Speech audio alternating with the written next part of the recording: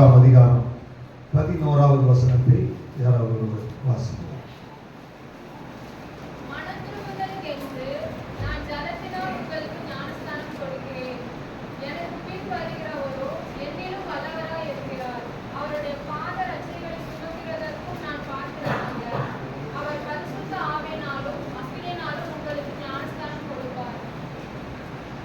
யோவான் ஸ்நானகன் மனம் திரும்புவதற்கென்ற ஒரு ஞான ஸ்நானத்தை கொடுத்து கொண்டு வந்தார்.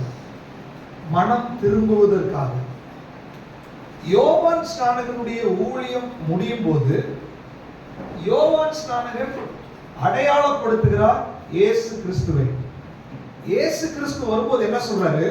இதோ உலகத்தின் பாவத்தை சுமந்து தீர்க்கிற தேவ ஆட்டுக்குட்டி. யாரெல்லாம் இயேசுவை விசுவாசிக்கிறார்களோ, அவருடைய நாமத்தின் மேல் விசுவாசம் உள்ளவர்களாய் அவரை ஏற்றுக்கொண்டவர்கள் எத்தனை பேர்களோ அத்தனை பேர்களையும் தேவனுடைய பிள்ளைகளாகும்படி அவர்களுக்கு அதிகாரம் கொடுத்திருக்கிறார்.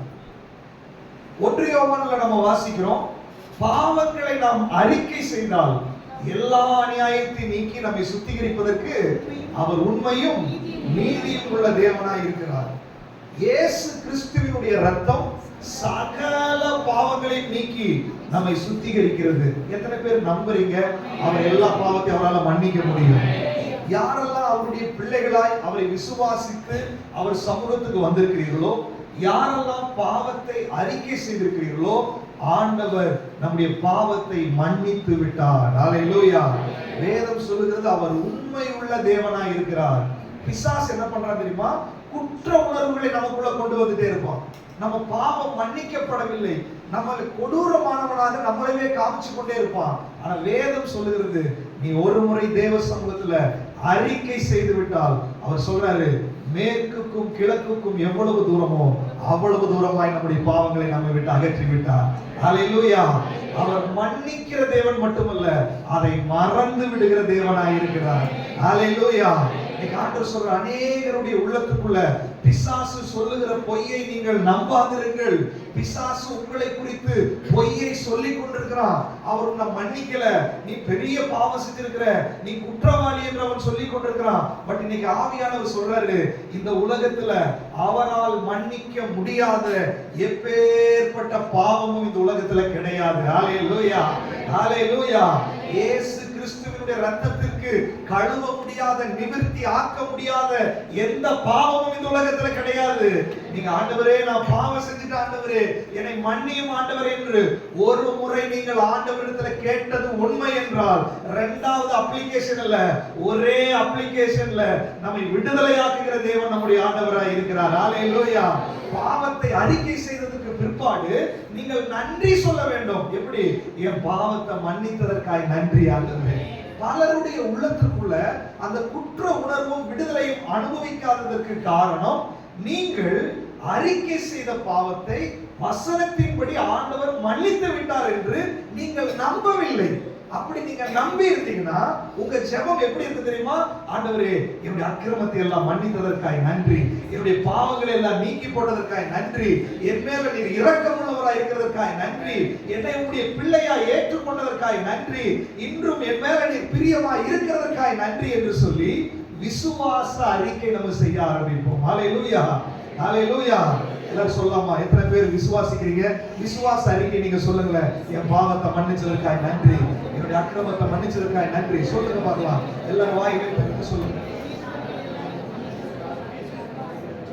எல்லாரும் அறிக்கை பண்ணுங்க.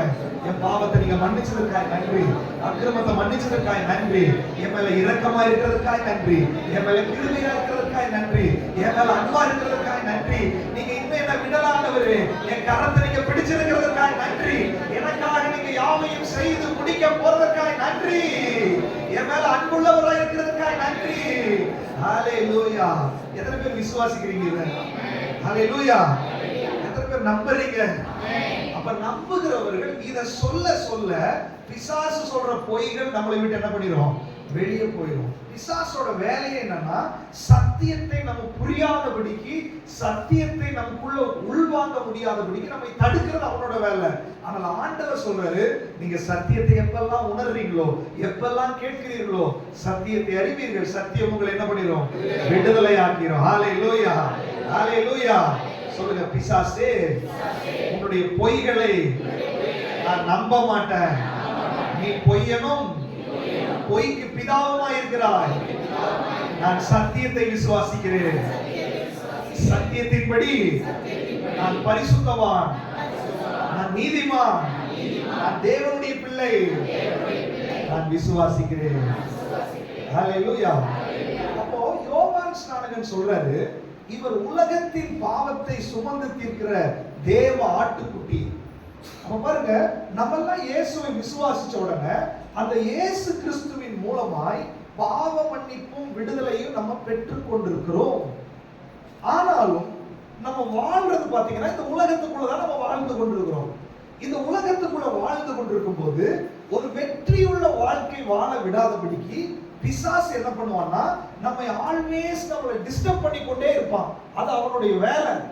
இன்னும் சொல்ல போனா, நான் ரட்சிக்கப்படும் போது என்னுடைய ஆவிக்குள்ளாக, என்னுடைய உள்ளான மனுஷனுக்குள்ளாக ஒரு மறுரூபம் நடந்து விட்டது. எனக்குள்ள இருள் இருந்துச்சு, வெளிச்சம் எனக்குள்ள வந்த உடனே, இயேசு எனக்குள்ள வந்த உடனே எனக்குள்ள இருக்கிற இருள் வெளியே போய்விட்டது. எத்தனை பேர் அதை விசுவாசிக்கிறீங்க? ஹalleluya. எத்தனை பேர் விசுவாசிக்கிறீங்க? உண்மையிலேயே சொல்லுங்க, எனக்குள்ளே வெளிச்சம் வந்து விட்டது. எனக்குள்ளே இயேசு வந்திருக்கிறார். கிறிஸ்துவானவர் மகிமையின் நம்பிக்கையாய் எனக்குள் வாசம் பண்ணுகிறார். ஜீவிக்கிறது நான் அல்ல, கிறிஸ்துவே என்னில் வாழுகிறார். என்னுடைய ஜீவன் கிறிஸ்துவுடனே தேவனுக்குள்ளாக மறைந்திருக்கிறது. ஹalleluya. உள்ளான மனுஷனுக்குள்ளாக ஒரு விடுதலை நடந்து விட்டது. ஆனால் வெளிப்பிரகாரமான ஒரு மனுஷன் இருக்கா பாருங்க. எனக்கு கண் இருக்குது, எனக்கு நாக்கு இருக்குது, எனக்கு கை இருக்குது, எனக்கு கால் இருக்குது, இவைகள் எல்லாம் இருக்கிறது. இவைகள் உலகத்தோடு தொடர்பில் இருக்கிறது, உலக ஜனங்களோடு தொடர்பில் இருக்கிறது. அதனாலதான் ரோமர்கள் எழுதின நிருபம் 12ஆம் அதிகாரத்துல சொல்றாரு, உங்கள் சரீரங்களை தேவனுக்கு பிரியமான பரிசுத்தமான ஜீவ பலியாய் நீங்க ஒப்பு கொடுங்கள். ஏன் ஒப்பு கொடுக்கணும் அப்படின்னு சொன்னா, இந்த சரீரம் உலகத்தோட தொடர்புல இருக்கிறதுனால இந்த சரீரத்தின் வழியாய் என்னுடைய ஆவியை அவனால் அணைத்து போட முடியாது, அது கொடுக்கிற வெளிச்சத்தை எடுக்க முடியாது. ஆனால் அது பிரகாசிக்க முடியாதபடி அதை தடுத்து கொண்டே இருப்பான். அதுதான் நம்முடைய ஆவிக்குரிய வாழ்க்கையில சோர்வுகள் வருகிறது. ஆவிக்குரிய வாழ்க்கையில எழும்ப முடியாதபடி சத்துரு போராடி கொண்டே இருப்பான். நம்முடைய சரீரத்தின் மூலமாய் இந்த சரீரத்துல ரெண்டு வகையில அவன் அட்டாக் பண்றான். ஒன்று, உலகத்தோட நம்ம தொடர்புல இருக்கிறதுனால இந்த அட்மாஸ்பியர்ல இருக்கிற அந்த பாவம் நம்மை பாதிக்கிறது. இரண்டாவது, நாம் விட்ட பாவங்கள், நம்மை அடிமைப்படுத்தி இருந்த பாவங்கள் நம்மை பின்தொடர்ந்து கொண்டே இருக்கும். எப்ப வாய்ப்பு கிடைக்கும், நீங்க கோபக்காரங்களா இருந்தீங்கன்னா ஒருவேளை விடுதலை ஆயிருப்பீங்க, திரும்ப உங்களை எப்ப கோபப்படுத்தலாம் நம்ம பின்னாடி வந்து கொண்டே இருப்பான். நீங்க இச்சையில் இருந்திருந்தீங்கன்னா நீங்க விடுதலை ஆயிருப்பீங்க, திரும்ப உங்களுக்கு இச்சையை கொண்டு வர்றதுக்கு அவன் ஃபாலோ பண்ணி கொண்டே இருப்பான். எப்பேற்பட்ட பாவமா இருந்தாலும் அது உங்களை பின்தொடர்ந்து திரும்ப உங்களை வலையில விழ வைக்கணும்னு சொல்லிட்டு சத்துரு போராடி கொண்டே தான் இருப்பான். ஆனால் அதிலிருந்து ஒரு ஜெயத்தை நம்ம பெறுவதற்காக தான் உங்க சரீரத்தை ஜீவ பலியாய் ஒப்பு கொடுங்கன்னு சொல்றாரு. ஹalleluya, ஹalleluya. ஜீவ பலியா ஒப்பு கொடுப்போம், பாவரிக்கை செய்வோம். இது என்னெல்லாம் பண்ணாலும் உங்களாலேயும் என்னாலையும் ஜெயிக்க முடியாது. எத்தனை பேர் ஒத்துக்கிறீங்க என்னால ஜெயிக்க முடியும்னு சொல்றீங்களோ? இல்ல, நம்மளால என்ன பண்ண முடியாது? ஜெயிக்க முடியாது. அதனாலதான் இயேசு கிறிஸ்து அவரை ஏற்றுக்கொண்டவர்களுக்கு அவர் இரண்டு வகையான ஞானஸ்நானத்தை கொடுக்கிறார். ஒன்று, ஜலத்தினால் ஞானஸ்நானம் கொடுக்கிறார். ஜலத்துல ஞானஸ்நானம் கொடுக்கும் போது ரோமர் 6ஆம் அதிகாரத்தை நீங்க முழுவதும் வீட்டுல வாசிச்சு பாருங்க. அதுல என்ன சொல்லப்பட்டிருக்கிறது அப்படின்னா, ஞானஸ்நானம் பெறும்போது நான் அவருடைய சிலுவை மரணத்தோடு என்னை இணைத்துக் கொள்ளுகிறேன், நான் அவருடைய மரணத்தின் சாயலில் இணைகிறேன். அவருடைய உயிர்த்தெழுதலின் சாயலிலும் இணைகிறேன். அதனுடைய அர்த்தம் என்ன? அவருடைய மரணத்தின் சாயலில் நான் இணைக்கப்படும் போது இயேசு கிறிஸ்து கல்வாரி சிலுவையில தலை முதல் பாதம் வரைக்கும் அடிகளால், ஆணிகளால், முள்களால் அவர் அடிக்கப்பட்டார். அவர் சரீரம் சின்னாபின்னமாக்கப்பட்டது. எதற்காக? என் பாவத்திற்காக, என் சரீரத்தில் நான் செய்த பாவத்திற்காக அவர் மரித்தார் என்று நான் விசுவாசித்து ஞானஸ்நானம் எடுக்கும் போது என்ன நடக்கிறது? சிலுவையில் அவர் தண்டனை ஏற்றுக்கொண்டார் அல்லவா, அந்த தண்டனையோடு என்னை நான் இணைத்துக் கொள்ளுகிறேன். அதனுடைய அர்த்தம், என் பாவத்திற்காக நான் மரிக்க வேண்டிய இடத்துல அவர் மரித்தார் என்று நான் கிளைம் பண்ணிக் கொள்ளுகிறேன். அதனுடைய அர்த்தம் என்ன? அவர் சிலுவையில மரித்ததுனால எனக்கு பாவத்திலிருந்து விடுதலை கிடைத்து விட்டது என்று சொல்லி அர்த்தம். ஹல்லேலூயா. அப்போ மரித்து தண்ணீரை விட்டு வெளியே எழுந்திருக்கும் போது உயிர்த்தெழுதலின் சாயலில் இணைக்கப்படுகிறேன். உயிர்த்தெழுதலின் சாயல் என்பது விடுதலையோட, பரிசுத்தத்தோட, தேவனுடைய பிள்ளைகளாய் உலகத்திலே வாழுகிற ஒரு அனுபவம். அதனாலதான் போன வாரமே நம்ம அந்த வசனத்தை வாசிச்சோம். மரித்தவன் பாவத்தினின்று விடுதலை ஆக்கப்பட்டிருக்கிறானே. ஹல்லேலூயா. அப்ப ஞானஸ்நானத்தின் அனுபவம் என்பது உங்களுடைய ஜென்ம சரீரத்தை பாவம் அட்ராக்ட் பண்ணுகிறது, பின்தொடர்கிற பாவம் இருக்கிறது. இப்படிப்பட்ட போராட்டத்துக்குள்ளா இருக்கிற இந்த சரீரத்தை அவருடைய மரணத்தின் சாயலோடு, அவருடைய உயிர்த்தெழுதலின் சாயலோடு இணைத்துக் கொள்ளுவதின் அடையாளம் தான் ஞானஸ்நானம். இது ஒரு பகுதி. இந்த ஞானஸ்நானம் முடிஞ்ச உடனே இயேசு கிறிஸ்து கரையேற ஆரம்பித்தார். அவரே செய்து காமிச்சார் ஞானஸ்நானத்தை. எல்லாரும் கீழ்ப்படின்றதுக்காக அவரும் கீழ்ப்படிந்தார். ஞானஸ்நானம் பெற்று கரையேறின உடனே தேவ ஆவியானவர் புறாவை போல அவர் மேல இறங்க ஆரம்பித்தார். ஹல்லேலூயா. அவர் புறாவை போல இறங்கும் போது பரலோகத்திலிருந்து ஒரு சத்தம் வருகிறது. இவர் என்னுடைய நேசகுமாரன், இவரில் பிரியமாய் இருக்கிறேன். ஹல்லேலூயா. இயேசு கிறிஸ்து எதற்கு வருகிறார்? யோவான் ஸ்நானகன் சொல்றாரு. அவர் வர்றாரு பாருங்க. நான் சும்மா மனம் திரும்புதலுக்கான ஞானஸ்நானம் கொடுக்கிறேன். பட் அவர் பரிசுத்த ஆவியினாலேயும் அக்கினியினாலேயும் அவர் ஞானஸ்நானம் கொடுப்பார். ஹல்லேலூயா. அது பரிசுத்த ஆவியினுடைய ஞானஸ்நானம். இயேசு கிறிஸ்துவுக்கு பரிசுத்த ஆவியானவர் அவரை நிரப்ப ஆரம்பித்த உடனே பரலோகத்திலிருந்து சத்தம் வருகிறது. என்ன சத்தம்? இவர் என்னுடைய நேசகுமாரன். அதனுடைய அர்த்தம் என்ன? பிசாசுக்கும் அந்தகார மண்டலத்திற்கும் உலகத்திற்கும் பரலோகம் டிக்ளேர் பண்ணுகிறது, இவர் என்னுடைய நேசகுமாரன். ஹல்லேலூயா. பரிசுத்த ஆவியினுடைய அபிஷேகம் என்பது வேதம் சொல்லுகிறது பரிசுத்த ஆவியினுடைய முத்திரை என்று சொல்லுகிறது. ஹல்லேலூயா.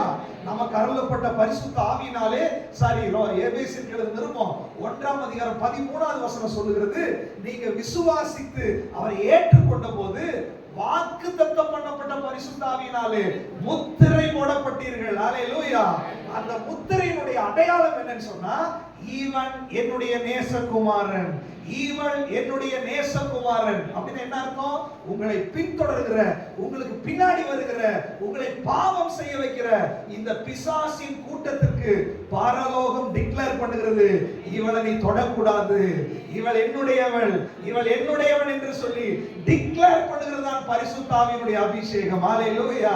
எத்தனை பேர் விசுவாசிக்கிறீங்க? ஹல்லேலூயா. இந்த ஞானஸ்நானம் என்பது செங்கடலுக்கு ஒப்பனையாக அங்க சொல்லப்படுகிறது. அங்க இஸ்ரவேல் ஜனங்கள் செங்கடலை தாண்டி வந்த உடனே மேக ஸ்தம்பத்திலும் அக்கினி ஸ்தம்பத்திலும் கர்த்தர் அவர்களுக்கு பாதுகாப்பா இருந்தார். ஹல்லேலூயா. ஹல்லேலூயா. அப்ப பரிசுத்த ஆவியானவர் என்பவர் நமக்கு முத்திரையா இருக்கிறார். என்ன அர்த்தம்? பாவத்தை ஜெயிக்கிறதற்கும் பிசாசை ஜெயிப்பதற்கும் அவர் ஒரு முத்திரையா இருக்கிறார். ஹல்லேலூயா. அப்ப ரட்சிக்கப்பட்டிருக்கிறோம், ஞானஸ்நானம் எடுத்திருக்கிறோம், ஆனாலும் நம்ம பலவீனமா தான் இருக்கிறோம். நமக்கு பலன் இல்லை. அதற்கு பலன் வேண்டும் என்றால் பரிசுத்த ஆவியானவருடைய முத்திரை நமக்கு தேவை. ஹல்லேலூயா. முத்திரை என்பது யாரெல்லாம் தாகமா இருக்கிறீங்களோ அவங்களுக்கு தான் கிடைக்கும். எனக்கு வேணும், எனக்கு ஜெயிக்க முடியல, என்னால போராட முடியல, என்னால ஜெபிக்க முடியல, என்னால ஆராதிக்க முடியல, ஆண்டவரே அந்த வல்லமை எனக்கு கொடுங்க ஆண்டவரே, அந்த பலனை எனக்கு கொடுங்க ஆண்டவரே.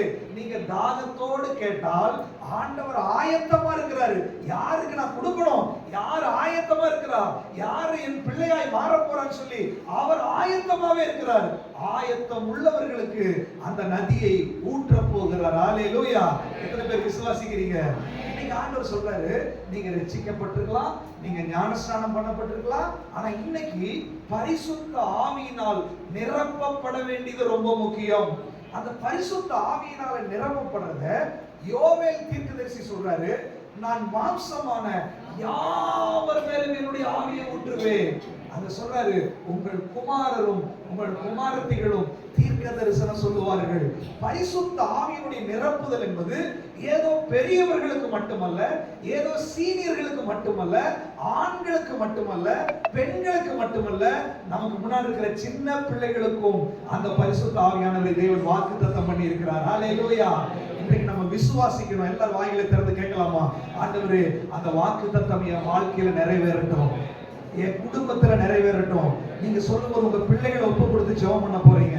சொல்லுங்க, ஆண்டவரே, அந்த பலன் என்னாலே முடியல, என் பிள்ளைகளாலேயும் முடியாதப்பா, என்னாலேயே நான் போராட முடியல, என் பிள்ளைகளாலேயும் போராட முடியாத ஆண்டவரே, ஆண்டவரே அந்த அபிஷேகத்தை எனக்கு கொடுங்க, அந்த நதி என் மேல ஊற்றுங்க, அது என் குடும்பத்துக்குள்ள ஊற்றப்படட்டும், என் பிள்ளைகளுக்குள்ள ஊற்றப்படட்டும், என் சின்ன பிள்ளைகள் அந்நிய பாஷையில ஜெபிக்கட்டும், என் பிள்ளைகளுக்குள்ள தரிசனம் உண்டாகட்டும், சொப்பனங்கள் உண்டாகட்டும், வாலிபர்கள் சொப்பனங்களை காணட்டும், எங்க சபையில் இருக்கிற வாலிபர்கள் எல்லாம் நிரப்பப்படட்டும், எங்க சபையில் இருக்கிற பிள்ளைகள் எல்லாம் நிரப்பப்படட்டும், பெரியவர்கள் எல்லாம் நிரப்பப்படட்டும். ஆண்டவரே, பரிசுத்த ஆவியினால அடையாளப்படுத்தப்படுவார்களாக, முத்திரையிடப்படுவார்களாக, முத்திரையிடப்படுவார்களாக. நீங்க கேட்கிறது பரலோகம் கேட்டுக்கொண்டிருக்கிறது, நீங்க ஜெபிக்கிறதை பரலோகம் கேட்டுக்கொண்டிருக்கிறது. அவர் யாரை அபிஷேகம் பண்ண வேண்டும் என்று அபிஷேக தைல குப்பையோடு ஆண்டவர் கடந்து வந்திருக்கிறார்.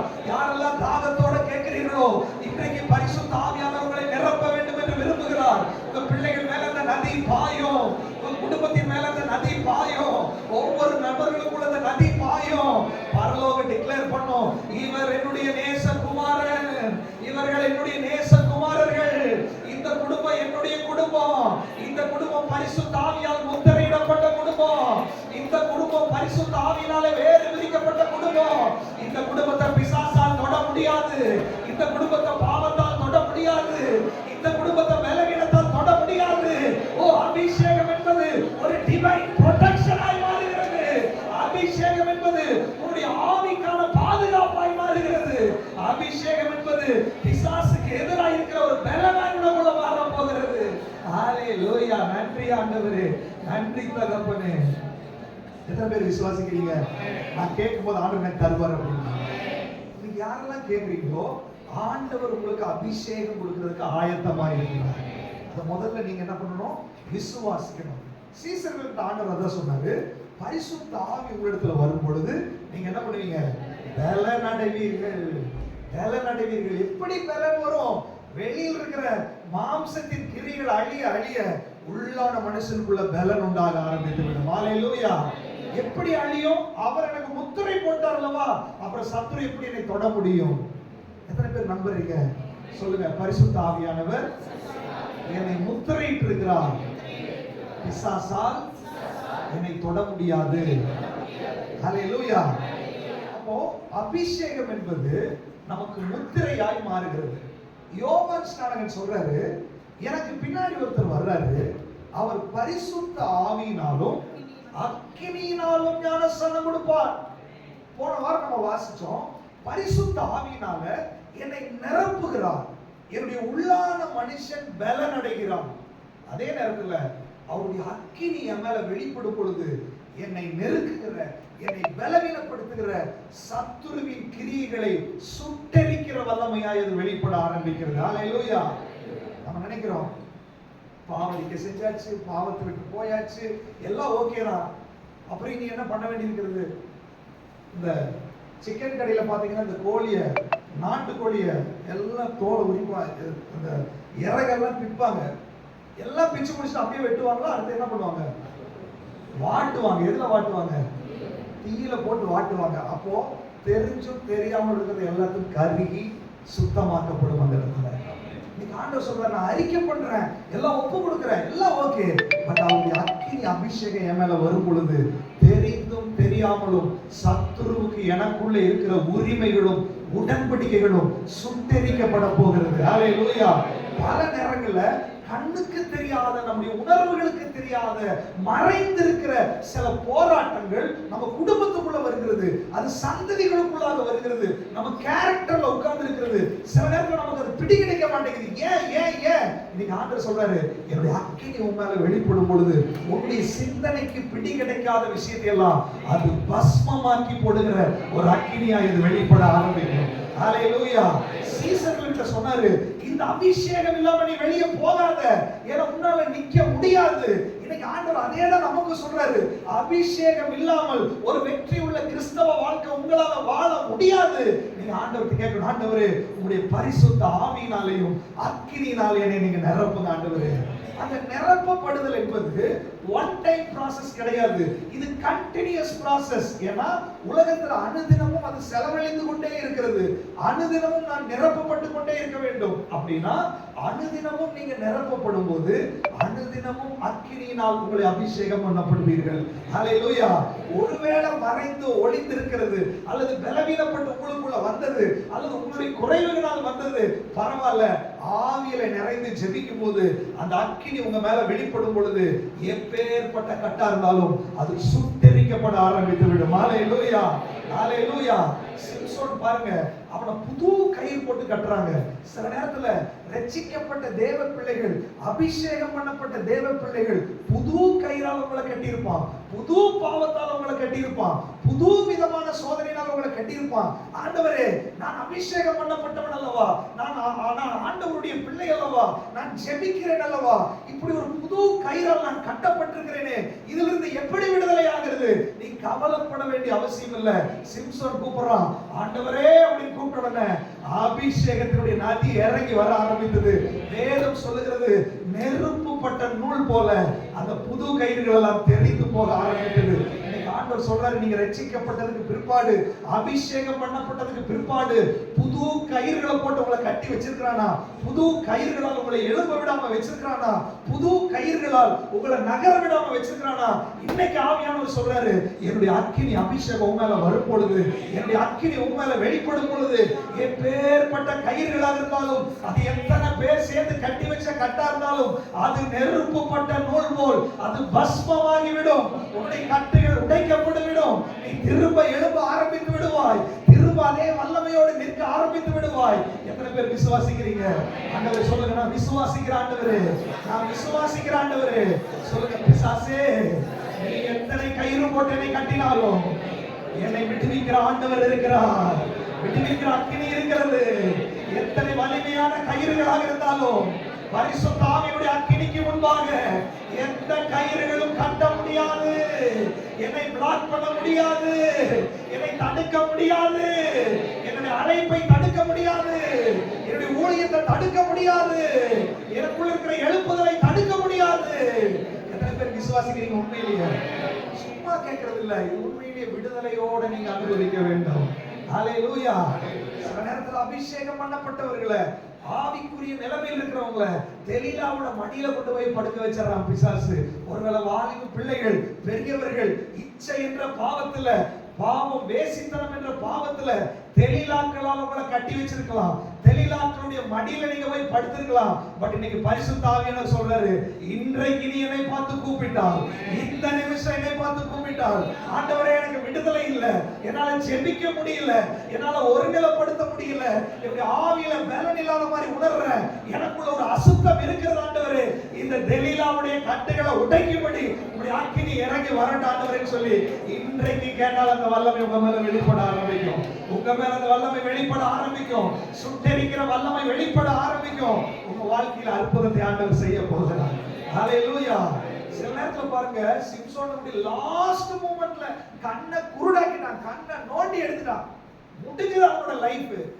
அவன் சொல்றான், ஆண்டவரே ஒரு விஷயம் எனக்கு நீங்க உதவி செய்யுங்க, என் ஜீவனோட இந்த பெலிஸ்தியனோட ஜீவனும் அழியணும் ஆண்டவரே, ஒரு விஷயம் எனக்கு உதவி செய்யுங்க.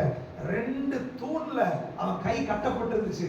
ராட்சசன் அவன் ஆண்டவருடைய வல்லமை இறங்கிச்சு பாருங்க, 2 தூணை சாட்சி அங்க கூடியிருந்த அத்தனை பேர் செத்து போனார்கள். ஹல்லேலூயா. இன்னைக்கு ஆண்டவர் சொல்றாரு, கடைசி நேரத்துல கூட நமக்கு வாய்ப்பை கொடுக்கிறவர் நம்முடைய ஆண்டவர். கல்வாரி சிலுவையில் அவர் அடிக்கப்பட்ட போது கடைசி நேரத்துல அந்த வாய்ப்பை ஒருத்தன் பயன்படுத்தி கொண்டான். இன்னைக்கு ஆவியானவர் சொல்கிறாரு, இன்னைக்கு கூட உங்களுக்கு கடைசி வாய்ப்பா இருக்கலாம். இன்றைக்கு நீ ஒப்பு கூட ஆண்டவரிடத்துல. இன்னொரு கல்லன் இருக்கிறான், அவன் சாக போறான்னு தெரிஞ்சு கூட அவன் ஆண்டவரை தூஷிக்கிறான். ஆனா இன்னொருத்த சொல்றான், இல்ல இல்ல பரதீசில நீங்க நினைத்தருளும் ஆண்டவரே, ஆண்டவரே உங்களோடு கூட நான் வரணும் ஆண்டவரே. இன்னைக்கு ஆண்டவர் சொல்றாரு, லாஸ்ட் மினிட்ல சிம்சோனுக்கு மேல அந்த வல்லமை இறங்கினது போல, லாஸ்ட் மினிட்ல அந்த கல்லனுக்காக தேவன் இறங்கினது போல, இன்றைக்கு ஆராதனையில உட்கார்ந்துட்டு இருக்கிற இந்த நேரத்துல, இந்த லாஸ்ட் மினிட்ல கூட ஆண்டவரே எனக்கு நீர் இறங்குவீராக, என்னை பலப்படுத்துவீராக, என்னை உற்சாகப்படுத்துவீராக. இன்றைக்கு நீ கூப்பிட்டு பார். இதற்கு முன்னாடி நீ செஞ்ச அத்தனை மன்னித்து மறந்து இன்றைக்கு அவருடைய அக்கினியினால் உங்களை நிரப்புவதற்கு ஆண்டவர் இடத்துல இறங்கி வந்திருக்கிறார். ஹalleluya, ஹalleluya. எத்தனை பேர் கேட்க போறீங்க ஆண்டவரிடத்துல? சொல்லுங்க, ஆண்டவரே உங்களுடைய அக்கினியினால் என்னை நிரப்புங்க, உங்களுடைய அக்கினியினால் என்னை நிரப்புங்கப்பா, உங்களுடைய வல்லமையால் என்னை நிரப்புங்கப்பா, உங்களுடைய அக்கினியினால் என்னை நிரப்புங்க ஆண்டவரே, உங்களுடைய வல்லமையினால் என்னை நிரப்புங்க ஆண்டவரே. ஆண்டவர் இன்னைக்கு நம்மை நிரப்ப வேண்டும் என்று விரும்புகிறார். ஹalleluya. அக்கினி அப்படிங்கிறது போன வாரம் நம்ம சிந்திச்சோம், அது பரிசுத்த ஆவியானவருடைய அடையாளம். அக்கினி என்பது நியாய தீர்ப்பின் அடையாளம். அக்கினி என்பது சுத்திகரிப்பின் அடையாளம். பரிசுத்த ஆவியானவர் தான் நியாய தீர்ப்பை செய்கிறார், பரிசுத்த ஆவியானவர் தான் சுத்திகரிப்பை என்ன பண்றாரு, நமக்குள்ளே செய்கிறார். அப்போ பரிசுத்த ஆவியானவருடைய அக்கினி நம்ம மேல வெளிப்படும் போது அது சுட்டெரிக்கிற, சுத்திகரிக்கிற, நியாயம் தீர்க்கிற வல்லமையாய் நம்ம மேல வெளிப்பட்டு நம்மை விடுதலை ஆக்குவதற்கு அது வல்லமை உள்ளதாய் இருக்கிறது. ஹalleluya, ஹalleluya. வாசிக்கலாம் ஒரு வேத பகுதியை, என்னாகமத்தின் புஸ்தகம் 16ஆம் அதிகாரம் 1 முதல் 3 வசனங்களை வாசிங்க. 1 முதல் 3 வசனம். லேவிக்கு பிறந்த கோகாத்தின் குமாரனாகிய இத்சேயாரின் மகன் கோராகு என்பவன் ரூபன் வம்சத்தில் உள்ள எலியாபின் குமாரனாகிய தாத்தானையும் அபிராமையும் பேலேத்தின் குமாரனாகிய ஓனையும் கூட்டிக் கொண்டு இஸ்ரவேல் புத்திரரில் சபைக்கு தலைவர்களும் சங்கத்துக்கு அழைக்கப்பட்டவர்களும் பிரபலமானவர்களும் ஆகிய 250 பேர்களோடும் கூட மோசேக்கு முன்பாக எழும்பி மோசேக்கும் ஆரோனுக்கும் விரோதமாக கூட்டம் கூடி அவர்களை நோக்கி, நீங்கள் மிஞ்சி போகிறீர்கள், சபையார் எல்லாரும் பரிசுத்தமானவர்கள், கர்த்தர் அவர்கள் நடுவில் இருக்கிறாரே, இப்படி இருக்க கர்த்தருடைய சபைக்கு மேலாக உங்களை ஏன் உயர்த்துகிறீர்கள் என்றார்கள். இங்க கவனிச்சு பாத்தீங்கன்னா, பழைய ஏற்பாட்டுல இஸ்ரவேல் ஜனங்களை முழுவதும் ஒரே சபையாய் ஆண்டவர் கொண்டு வந்தார். மோசே மூலமாய் அவங்களை வழிநடத்தி வந்தார். ஆரோனை ஆசாரிய வேலை செய்வதற்கு ஆரோனின் குடும்பத்தாரை எல்லாம் ஆண்டவர் வைத்திருந்தார். இப்போ மோசேயும் ஆரோன் மட்டும் ஹீரோ மாதிரி இருக்காங்களே, ஏன் நாங்க செய்யக்கூடாதா, நாங்க இந்த வேலை செய்யக்கூடாதா என்று சொல்லி கோராகின் புத்திரர் அவங்க சில ரூபனின் சந்ததியாரை கூட்டிட்டு தாத்தான் அபிராம் என்கிற ஒரு குரூப்பை கூட்டிக்கிட்டு கிட்டத்தட்ட 250 பேருக்கு மேல அதிகமானவங்க அவங்க என்ன பண்றாங்க, மோசேட்ட வந்து நீங்க மட்டும் தான் ஆராதனை பண்ணணுமா, நீங்க மட்டும் தான் தூபம் காட்டணுமா, நீங்க மட்டும் தான் லீடர்ஷிப் இருக்கணுமா, ஏன் நாங்க பண்ணக்கூடாதா என்று சொல்லி மோசேக்கு விரோதமாய் பேசினார்கள். அவங்க பேசுற பேச்சை நீங்க பாத்தீங்கன்னா வாசிக்கலாம், அந்த அதிகாரம் முழுவதும் நீங்க வாசிச்சு பாத்துருங்க.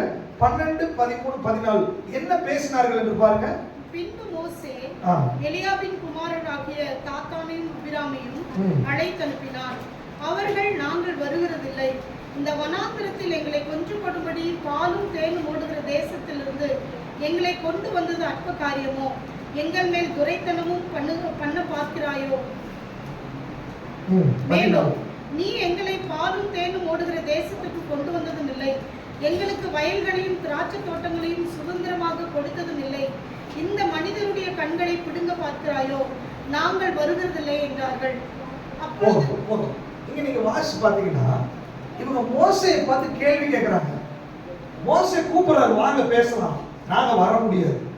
அடுத்தது பாலும் தேனும் ஓடுற தேசத்துக்கு கூட்டு வரேன்னு சொன்ன, இதுக்கு எங்களுக்கு எகிப்திலேயே நாங்க இருந்திருக்கலாமே. அப்போ முரட்டாட்டம், முறுமுறுப்பு மோசேக்கு எதிர்த்து இருக்கிறார்கள். நீங்க நல்லா இதை கவனிச்சு பாத்தீங்கன்னா, ஒரே சபை இஸ்ரவேல் கூட்டம், அது ஒரே சபையா தான் ஆண்டவர் பார்க்கிறார். அதுக்குள்ள மோசேயும் ஆரோனும் தேவனுடைய கட்டளையின்படி ஊழியம் செய்யறாங்க. ஒரு குரூப் எழும்புது, அது மோசேக்கும் ஆரோனுக்கும் விரோதமா எழும்புகிறாங்க. அப்போ ஒரே குடும்பத்துக்குள்ள ஒரே சபைக்குள்ள இரண்டு விதமான ஆவிகள் செயல்படுகிறது. ஒன்று ஆவி, இன்னொன்று மாம்சம். மோசேயும் ஆரோனும் ஆவியில நடத்தப்படுறாங்க. அவங்க என்ன சொல்றாங்க? கர்த்தர் தான் இதை ஏற்படுத்தினார், வாங்க பேசலாம். ஒரு விஷயத்தை ஆவியில அணுகுறாங்க, கூப்பிடு பேசலாம். ஏன் இப்படி மிஞ்சி பேசுறீங்க? ஏன் இப்படி கர்த்தருக்கு விரோதமா செயல்படுறீங்க? மாம்சம் எப்படி பேசுது? நான் வர முடியாது, நான் உன் பேச்சு கீழ்ப்படிய முடியாது, நான் செவி சாய்க்க முடியாது. நீங்க என்னை பாலந்தேன் ஓடுற தேசத்துக்கு கொண்டு வரணும், எங்க கொண்டு வந்தீங்க? எங்க? அப்ப அர்த்தம் என்ன? மோசேக்கு விரோதமாய் இல்ல, தேவனுக்கு விரோதமாய் பேசுகிறாரு. அப்ப நல்லா கவனிச்சுக்கோங்க, ஒரு சபைக்குள்ள ரெண்டு விதமான ஆவி இருக்கிறது. ஒன்று ஆவிக்குரிய விதத்தில் செயல்படுகிற ஆவி, இன்னொன்று மாம்சீகமாய் செயல்படுகிற ஆவி. மாம்சீக ஆவி ஒரு மனுஷனுக்குள்ள செயல்பட்டா அவர்கள் மற்றவர்களோடு சேர மாட்டாங்க, தனியாவே இருப்பாங்க. எல்லாரோடையும் அவங்களால சேர முடியாது. நான் வர மாட்டேன், நான் சேர மாட்டேன், நான் ஒத்துழைக்க மாட்டேன், நான் கீழ்ப்படிய மாட்டேன், நான் மன்னிப்பு கேட்க மாட்டேன், நான் விட்டு கொடுக்க மாட்டேன், நான் தாழ்ந்து போக மாட்டேன். முரட்டாட்டத்தின் ஆவி, இது மாம்சம். நல்லா கவனிச்சு பாருங்க, இஸ்ரவேல் ஜனங்களை எகிப்திலிருந்து இருந்து கூட்டிட்டு வர்றாரு. கிட்டத்தட்ட 400 வருஷத்துக்கு மேல இவர்களுக்கு எந்த சட்டமும் கிடையாது. அவன் இஷ்டத்துக்கு வாழ்ந்துட்டு இருக்கிறான். பட் மோசேயின் மூலமாய் ஆண்டவர் ஸ்ட்ரிக்ட்டா சட்டத்திட்டத்தை கொண்டு வர்றாரு. பைபிள் ஸ்டடியில கூட நம்ம அதை பத்தி கேட்டிருப்போம். கிட்டத்தட்ட 613 சட்டங்கள். இத்தனை சட்டத்தையும் போட்டு அவன் கரெக்டா இருக்கணும், டிசிப்ளினா இருக்கணும், பரிசுத்த ஜாதியா இருக்கணும்னு சொல்லி ஆண்டவர் இவ்வளோ கட்டுப்பாடு வச்சிருக்கிற அந்த கூட்டத்துக்குள்ளதான் ஒரு கோராகின் கூட்டம் எழும்புது. அப்ப அர்த்தம் என்ன? இவர்கள் மாம்சத்திற்குரியவர்கள், ஆவிக்குரிய வார்த்தைக்கு செவி கொடுக்காதவர்கள். வசனத்தை படிப்பாங்க, ஜெபம் பண்ணுவாங்க, எல்லாம் பண்ணுவாங்க. இந்த ஆண்டவர் எதற்காக இந்த சட்டத்திட்டத்தை கொடுத்தாரு? நீ உனக்கு ஒரு ஜென்ம சுபாவம் இருக்குதுப்பா, நீ 4 தலைமுறையா எகிப்துல பிறந்திருக்கிற, எகிப்தினுடைய சுபாவம் உனக்குள்ள ஒட்டிருச்சு, அந்த விக்கிரக வழிபாடு உனக்குள்ள ஒட்டிருச்சு. நீ வரும்போது இந்த கற்பனைகளை எல்லாம் நீ கடைபிடிக்க ஆரம்பிச்சா உன்னுடைய ஜென்ம குணம் மாறும், உன்னுடைய சுபாவம் மாறும். உன்னை வேறு மனுஷனாய் நான் மாற்றணும், உன்னை ஒரு புது மனுஷனாய் மாற்றணும், உன்னை என்னுடைய பிள்ளையாய் நான் மாற்றணும். அதற்காக தான் அத்தனை சட்டத்திட்டங்களை கொடுத்து, அதுக்கு ஒரு லீடரை கொடுத்து, அதுக்கு ஒரு ஆசாரியனை கொடுத்து எல்லா சிஸ்டத்தையும் பண்ணி வச்சிருந்தாரு. எல்லாம் கரெக்டா போயிட்டு இருக்கும்போது இன்னும் என் குணம் மாறலன்றத கோராகின் கூட்டத்தார் வெளிப்படுத்த ஆரம்பித்தார்கள். இந்த குணம் மாறலன்னு தெரிஞ்ச உடனே ஆண்டவர் ஆக்ஷன்ல இறங்கினாரு. வாசிக்கலாம், அதனுடைய 35வது வசனம். அக்கினி கர்த்தருடைய சந்நிதியிலிருந்து புறப்பட்டு, அக்கினி கர்த்தருடைய சந்நிதியிலிருந்து புறப்பட்டு தூபம் காட்டின 250 பேரையும், தூபம் காட்டின 250 பேரையும் பட்சித்து போட்டது. அதுக்கு முன்னாடி பாத்தீங்கன்னா மோசே சொல்றாரு, எல்லாரும் சாகிற மாதிரி நீ சாக கூடாது. உடனே பூமி பிளந்துச்சு, கோராகின் கூட்டத்தார் உள்ள போயிட்டாங்க. அடுத்தது தூபம் காட்டின ஆளுங்க இருக்கிறாங்க எகென்ஸ்டா, உடனே அக்கினி கடந்து வந்து அவர்களை பட்சித்தது. அதுக்கப்புறம் முறுமுறுத்த ஆளுகள் எல்லாம் இன்னும் 10000 பேர் செத்தாங்கன்னு போட்டிருக்குது. அப்போ நல்லா கவனிச்சுக்கோங்க, தேவனுடைய அக்கினி என்பது எங்கெல்லாம் மாம்சம் எழும்புகிறதோ, எங்கெல்லாம் ஜென்ம சுபாவம் செயல்படுகிறதோ, எங்கெல்லாம் குணாதிசயம் மாறாமல் இருக்கிறதோ, அங்கே அது சுட்டெரிக்கிற அக்கினியாய் வெளிப்பட ஆரம்பிக்கிறது. ஹல்லேலூயா, ஹல்லேலூயா. இஸ்ரவேல் ஜனங்கள் அங்க நீங்க அந்த அதிகாரத்தை நீங்க வீட்டுல வாசிச்சு பாருங்க. மோசேட்ட சொல்றாரு, நீ எல்லாம் ஒதுங்கி வா, அவங்கள தனியா திருப்பு. அப்ப அர்த்தம் என்ன? பரிசுத்த ஆவியுடைய அக்கினி என்பது எல்லாத்தையும் மொத்தமா சுட்டெரிக்காது. எங்க மாம்சம் இருக்கிறதோ, எங்க குணாதிசயம் மாறாம இருக்கிறதோ, எங்க கேரக்டர்ல சரியாகாம இருக்கிறதோ, அதை சுட்டெரிக்கும்படி பரிசுத்த ஆவியானவருடைய அக்கினி இறங்கி வருகிறது. ஹல்லேலூயா, ஹல்லேலூயா. மல்கியா தீர்க்கதரிசன புஸ்தகத்துல 2ஆம் அதிகாரத்துல வாசிக்கலாம். மல்கியா 2ஆம் அதிகாரம், 3ஆம் அதிகாரம், 3ஆம் அதிகாரம், 2ஆம் அதிகாரம் நினைக்கிறேன். 2ஆம் அதிகாரத்துல 2-3 வசனங்கள் வாசிங்க.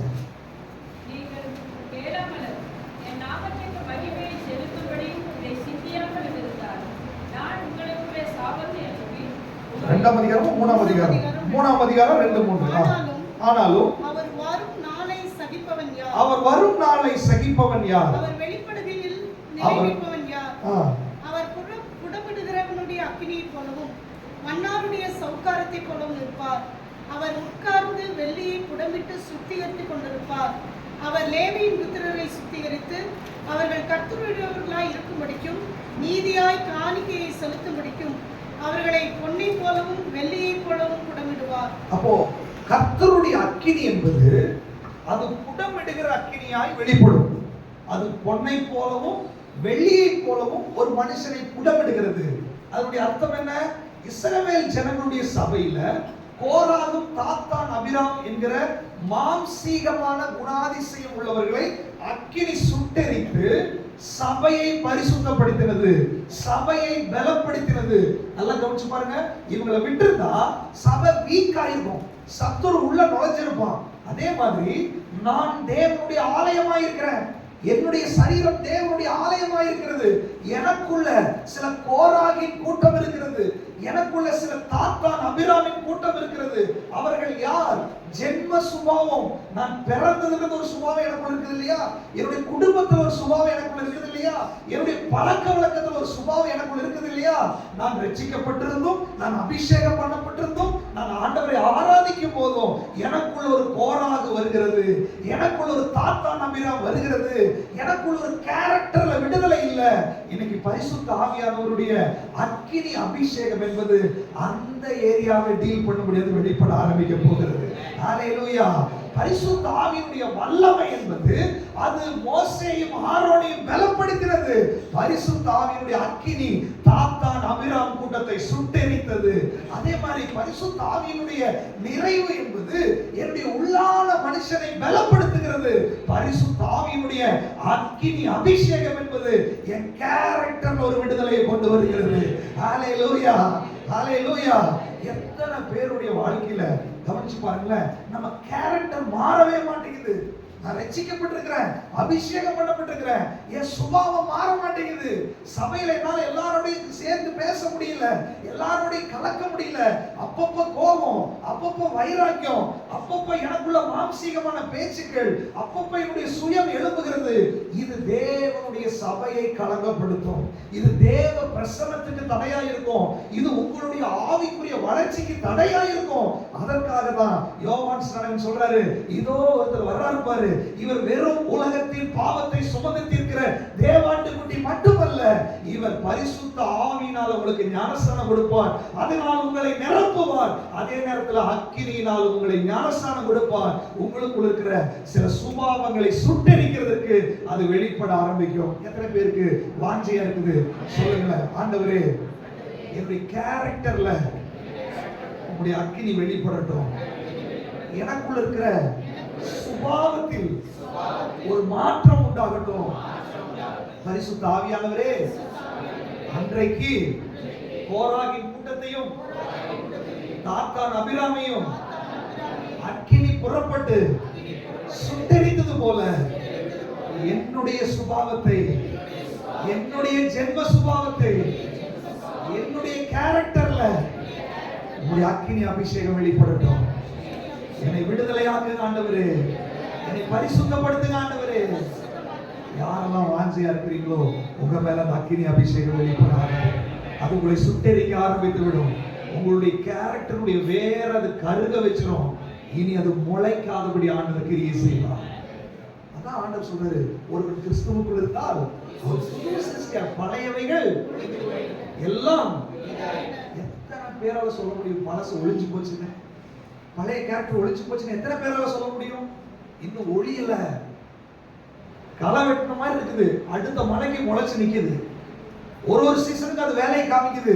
பட் இன்னைக்கு பரிசுத்த ஆவியானவர் சொல்றாரு, என்னுடைய புடமிடுகிற அக்கினி உனக்குள்ள வரும் பொழுது, என்னுடைய சுத்திகரிக்கிற அக்கினி உனக்குள்ள வரும் பொழுது, அதனுடைய அடி வேறு வரைக்கும் அதை கருக்கி உனக்குள்ள ஒரு தெய்வீக சுபாவத்தை வெளிப்படுத்தி உன்னை மறுரூபப்படுத்த வேண்டும் என்று விரும்புகிறார். எத்தனை பேருக்கு வாஞ்சையா இருக்கிறது? சொல்லுங்க, வாய்களை திறந்து சொல்லுங்க, ஆண்டவரே எனக்கு என்னை நான் ஒப்பு கொடுக்கிறேன் ஆண்டவரே, என் கேரக்டர்ல ஒரு மாற்றம் வரட்டும் ஆண்டவரே, என் சுபாவத்துல ஒரு மாற்றம் வரட்டும் ஆண்டவரே. ஆவியானவர் அதுல டீல் பண்ணுங்கப்பா, ஆவியானவர் எனக்கு உதவி செய்யுங்க ஆண்டவரே. ஆண்டவர் அதை செய்ய வேண்டும் என்று விரும்புகிறார். ஹalleluya. ஏசாயா தீர்க்கதரிசன புஸ்தகம் 6ஆம் அதிகாரத்தை எடுத்துக்கொள்ளுங்க. ஏசாயா 6ஆம் அதிகாரம் 5, 6, 7 வசனத்தை வாசிக்கலாம். ஐயோ அதமானேன், நான் அசுத்த உதடுகளுள்ள மனிதன், அசுத்த உதடுகளுள்ள ஜனங்களின் நடுவே நான் வாசமாயிருக்கிறேன். சேனைகளின் கர்த்தராகிய ராஜாவை என் கண்கள் கண்டதே.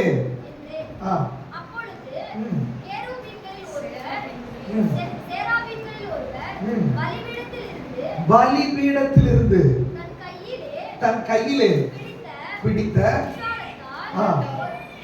குரட்டால் நெருப்பு தழலை எடுத்து என்னிடத்தில் பறந்து வந்து அதனால் என் வாயை தொட்டு, இதோ இது உன் உதடுகளை தொட்டதினால் உன் அக்கிரமம் நீங்கி உன்னுடைய பாவம் நிவர்த்தியானது என்றார். ஹல்லேலூயா. நல்லா கவனிச்சுக்கோங்க. ஏசாயா தீர்க்கதரிசி சொல்றாரு, நான் அசுத்த ஜனங்கள் மத்தியில வாழ்ந்து கொண்டிருக்கிறேன், நான் அசுத்த உதடுகள் உள்ள மனுஷன். ஆண்டவரே, இந்த பரிசுத்தமான தெய்வத்தை என் கண்கள் கண்டதே. அப்படின்னு அர்த்தம் என்ன? இவ்வளவு பரிசுத்தமான தெய்வத்தை அவரை குறித்து பேசுறதுக்கு, அவரை குறித்து பாடுறதுக்கு எனக்கு தகுதியே இல்லாதவரே. காரணம், நான் அசுத்த உதடுகள் உள்ள மனுஷன், அசுத்த ஜனங்கள் மத்தியில வாசம் பண்ணிட்டு இருக்கிறேன். இந்த கேரக்டர் எனக்குள்ள இருக்குது. என் பேச்சு சரியில்லை, என்னுடைய வார்த்தைகள் சரியில்லை. ஆண்டவரே, இந்த பரிசுத்தமான தேவனுக்கு முன்பாக நிற்கிறதுக்கு எனக்கு தகுதி இல்லைன்னு சொன்ன உடனே பலிபீடத்திலிருந்து ஒரு அக்கினி தழலை கொண்டு வந்து, ஒரு நெருப்பு தழலை கொண்டு வந்து அவனுடைய நாவில வச்ச உடனே வேதம் சொல்லுகிறது, அவனுடைய அசுத்தம் நீங்கி அது சுத்திகரிக்கப்பட ஆரம்பித்து விட்டது. ஹல்லேலூயா, ஹல்லேலூயா. அடுத்த வசனத்தை வாசிங்க. அது முடிஞ்ச உடனே என்ன நடக்குது?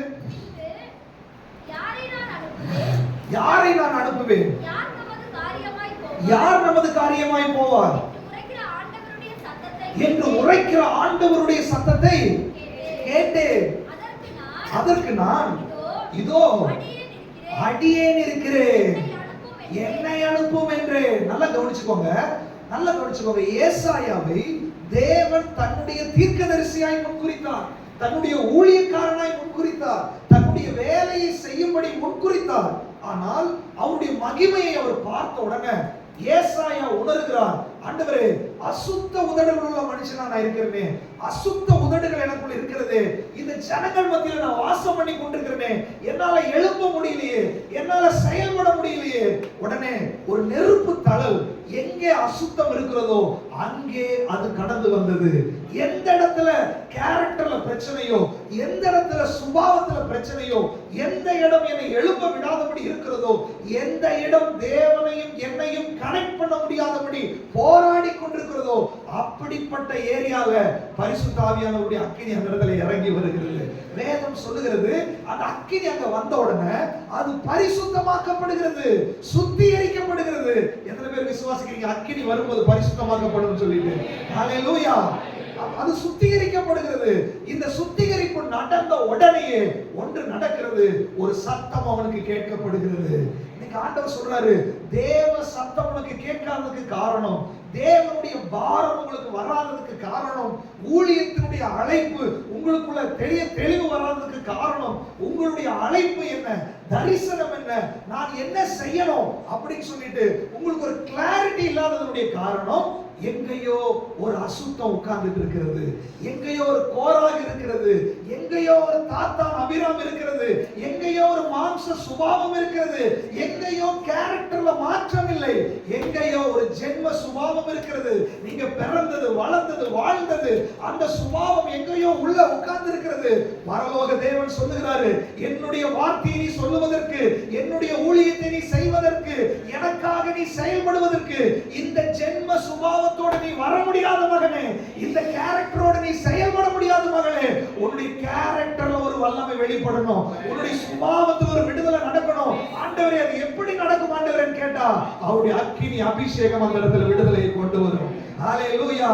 இது நடந்த உடனே இவர் சொல்றாரு, இதோ நான் வருகிறேன் ஆண்டவரே, இதோ நான் வருகிறேன் ஆண்டவரே. ஏசாயா அந்த ஊழியத்துக்கு ஒப்பு கொடுக்கிறார். நிறைய பேரால ஏன் ஊழியம் செய்ய முடியல தெரியுமா? ஏன் உங்களால எழும்ப முடியல தெரியுமா? கேரக்டர்ல விடுதலை இல்ல. நீ கேரக்டர் இப்படியே வச்சுட்டு நீ ஊழியம் செய்ய முடியாது. நீ ஜென்ம சுபாவத்தை வச்சுட்டு நீ ஊழியம் செய்ய முடியாது. இது பரலோக சுபாவத்தில் செய்யப்படுகிற ஊழியம். உன் கேரக்டர் மாற வேண்டும். உங்க முயற்சியினால, உங்களுடைய செயல்பாடுகளினால, உங்களுடைய எல்லா விதமான முயற்சியினாலையும் ஃபெயிலியர் ஆனத இன்னைக்கு ஆண்டவர்கிட்ட கொண்டு வாங்க. அவருடைய அக்கினி சுட்டெரிக்க ஆரம்பித்து விடும். சிம்சோனுடைய பலத்தால் முடியாதத பரிசுத்த ஆவியினுடைய அக்கினியால் அது முடியும். அக்கினியால் பதில் கொடுக்கிற தேவன் இங்கே இறங்கி வந்திருக்கிறார். எத்தனை பேருக்கு உண்மையிலே புரியுது? ஆண்டவரே, எனக்குள்ள கேரக்டர்ல ஒரு விடுதலை வேணும். ஆண்டவரே, என் சுபாவத்துல ஒரு விடுதலை வேணும். என் குடும்பம், எங்க அம்மா அப்பாவோட கேரக்டர் என்ன விட்டு போகணும். பரலோகத்தின் கேரக்டர் எனக்குள்ள வரணும். ஆண்டவரே, என் குலம், என் சொந்த பந்தம், என் ஜாதி, என்னுடைய உணர்வுகள், நான் வாழ்ந்த இடம், இப்படிப்பட்ட சுபாவங்கள் எல்லாத்தையும் அழித்து என்னை விடுதலை ஆக்கும்படி உங்களுடைய அக்கினியை என் மேல போடுங்க ஆண்டவரேன்னு சொன்னா, இன்னைக்கு ஏசாயாவின் நாவை தொட்ட அந்த வல்லமை இன்னைக்கு உங்க கேரக்டரை டீல் பண்ண போகிறது. இன்னைக்கு உங்க கேரக்டரை டீல் பண்ண போகிறது. இதுவரை விடுதலை இல்லாத கேரக்டர்களுக்குள்ள, இதுவரை விடுதலை இல்லாத சுபாவங்களுக்குள்ள, இதுவரை விடுதலை இல்லாத பழக்க வழக்கங்களுக்குள்ள நீ கடந்து போக முடியாத, நீ பார்க்க முடியாத இடத்துல கூட இதோ ஒரு சுட்டெரிக்கிற அக்கினி அங்க கடந்து வந்து அதனுடைய கசப்பான வேரை இன்றைக்கு சுட்டெரிக்க வேண்டும் என்று சொல்லி பரிசுத்த ஆவியானவர் விரும்புகிறார். ஹalleluya. எத்தனை பேர் ஒப்பு கொடுக்க போறீங்க? ஹalleluya. அப்போ நம்ம மல்கியால வாசிச்சோம், இந்த அக்கினி, புடமிடுகிற அக்கினி வரும்போது இந்த கழிவுகள் எல்லாம் சுட்டெரிக்கப்படும், சுத்த பொன் வெளியே வர ஆரம்பித்து விடும். ஹalleluya. அப்ப ஆண்டவர் சொல்றாரு, உங்களை அழைச்சது, முன்குறிச்சதெல்லாம் அவருடைய பிள்ளையாய், அவருடைய வேலையை செய்யும்படி பரிசுத்தவானாய், நீதிமானாய் நம்மளை எல்லாத்தையும் ஆண்டவர் முன்குறிச்சிருக்கிறார்.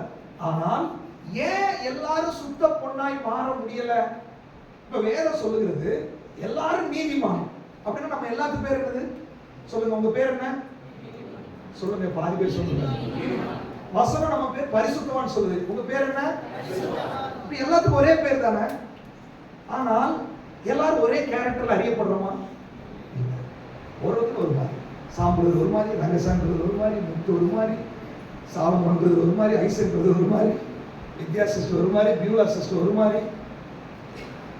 என்ன பிரச்சனை? ஆண்டவர் ஒரு பேர் வச்சு தான் நம்மளை கூப்பிடுறாரு. இயேசுவை போலதான் நம்மளை பார்க்கிறாரு.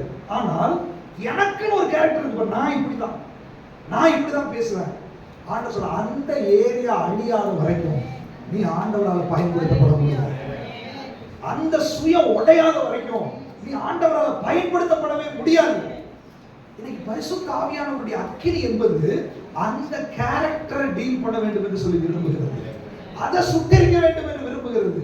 அபிஷேகம் என்பது தாகம் உள்ளவனுக்கு அதை கொடுக்கிறாரு.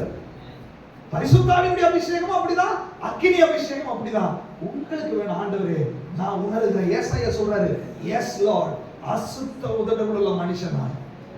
நீங்க ஒத்துக்கணும், என் கேரக்டர் சரியில்லை, என் பேச்சு சரியில்லை, என்னுடைய சுபாவம் சரியில்லை. நான் இங்க ஆராதனை முடிஞ்ச அந்த கூட்டத்துக்குள்ள நான் என்ன பேசுறேன் அது சரியில்லை, போன்ல என்ன பேசுறேன் அது சரியில்லை. எனக்கு தெரியுது என் கேரக்டர் மாறணும், எனக்கு விடுதலை வேணும்னு உண்மையா யாரு கூப்பிடுறீங்களோ அக்கினி தழல் கரெக்டா அந்த இடத்துக்கு வரும். ஏசாயா இந்த நாவல பிரச்சனை, அக்கினி தழல் கரெக்டா நாவல வருகிறது. ஹalleluya. ஆண்டவர் ஷார்ப்பா விடுதலை கொடுக்கிற ஆண்டவர். ஹalleluya. ஆண்டவர் அதனுடைய வேற அழகா பிடிங்கி எடுப்பார். இஸ்ரவேல் ஜனத்துக்குள்ள ஒரு கூட்டத்தை அழகா சுத்திகரித்தார். இன்னைக்கு ஆண்டவர் நம்மையும் சுத்திகரிக்கிறதுக்கு அது முன்னடையாளமாய் வைத்திருந்தார். ஆண்டவருடைய வேதனை என்ன தெரியுமா? என்னுடைய அழைப்பையும் தரிசனத்தையும் பெற்று எல்லா வாரமும் ஆராதிச்சு எல்லா நாளும் ஜெபம் பண்ணிட்டு இருக்கிற என்னுடைய ஜனம் இன்னும் கேரக்டர்ல விடுதலை இல்லாததுனால என் வேலை நடக்கவே மாட்டேங்குது. ஆண்டவர் சொல்றார், யாரை நான் அனுப்புவேன்? யார் என்னுடைய காரியமாய் போவார்? எத்தனையோ பேர் அழிச்சிட்டு இருக்கான், எத்தனையோ பேர் சுவிசேஷத்தை அறிவிக்கப்படவில்லை, எத்தனையோ பேருக்கு விடுதலை இல்லை. ஆனால் அபிஷேகம் பண்ணப்பட்டு விடுதலைக்கான ஊழியத்தை பெற்றுக்கொண்டு அழைப்பை பெற்று தரிசனம் பெற்றுக் கொண்டிருக்கிற தேவ பிள்ளைகள் இந்த கேரக்டர்ல விடுதலை இல்லாததுனால எழும்ப முடியாமல் இருக்கிறார்கள், செயல்பட முடியாமல் இருக்கிறார்கள். இன்னைக்கு ஆண்டவர் சொல்றாரு, உன்னை எழும்ப விடாம செயல்பட முடியாம வைத்திருக்கிற அந்த ஏரியாவை டீல் பண்றதுக்கு என்னுடைய அக்கினியை உனக்காக நான் அனுப்ப போகிறேன். என்னுடைய அக்கினி இறங்கி வரும் பொழுது அங்கே சுட்டெரிக்கப்பட ஆரம்பித்து விடும். ஆனா அது சுட்டெரிக்கப்பட வேண்டும் என்று நீங்கள் விரும்ப வேண்டும். ஹல்லேலூயா.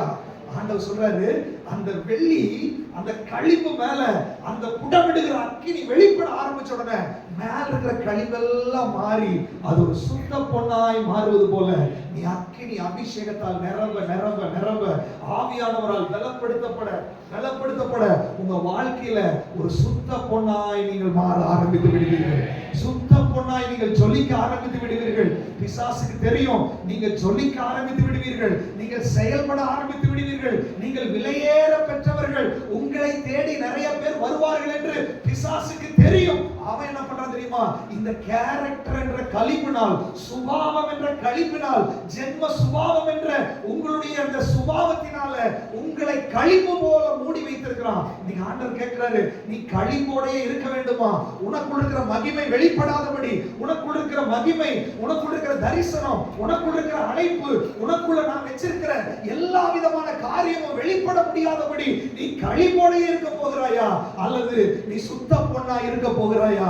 உன்னத பாட்டின் புத்தகம் சொல்லுகிறது, என் பிரியமே நீ ரூபவதியாய் இருக்கிறாய். உன்னை நான் ரூபவதியா தான் பார்க்கிறேன். ஆனா நீ சொல்ற நான் கருப்பா இருக்கிறேன், நான் திராட்சை தோட்டத்துக்கு காவல் காத்துட்டு இருந்தேன், என் மேல பனி வருகிறது. இல்ல, ஆண்டவர் சொல்றாரு, இதெல்லாம் உன்னுடைய ஜென்ம சுபாவம். உன் தகப்பன் வீட்டை நீ மறந்து விடு.